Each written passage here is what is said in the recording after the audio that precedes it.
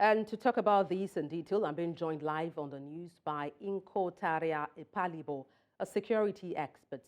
Good afternoon. Glad to have you join me. Good afternoon. Thank you for having me. Okay. What do you think is the root cause of these attacks? Is it related to land dispute? Are we looking at ethnic tensions, religious conflicts, or even something else?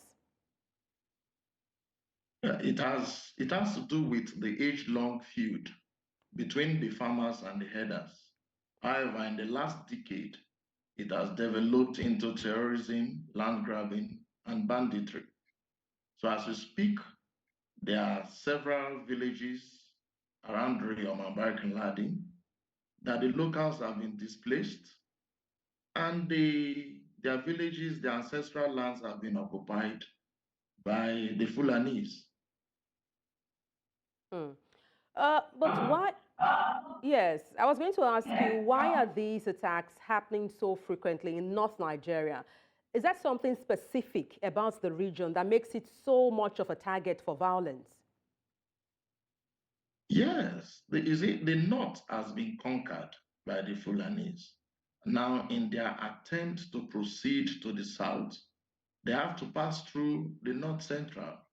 And the resistance in the north central has made it practically impossible for them to conquer. So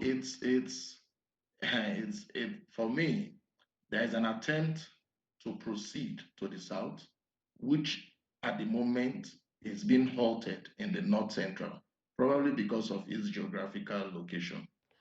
But what can be done? You are a security expert. What do you think can be done to prevent all of these attacks as a way of protecting civilians? Well, in Nigeria, we have a reactionary approach to solving problems. And unfortunately, if you want to solve security problems, you have to be intentional, deliberate, and proactive.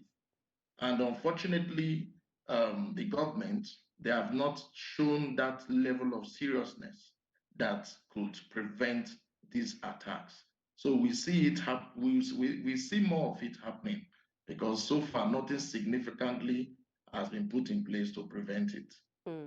Let's look at the ripple effects of all of these repeated attacks on Nigeria's economy. What do you think could be the impact? The impact is already devastating. Now, take for instance, Plateau State. The average Plateau indigene is known to be a farmer. And then the land is also very good. But because of these incessant attacks, nobody wants to invest heavily in farming. Even those who have the courage to put in a little investment in farming are regretting that investment because before the full cycle, before you gather your harvest, you will either be displaced or you will be so frightened to go back to gather the harvest. So there's a direct effect on insecurity with the economy, not just the local economy, even the economy as a nation. Plateau State is known for the best production of Irish potatoes, which in time past was a source of foreign income.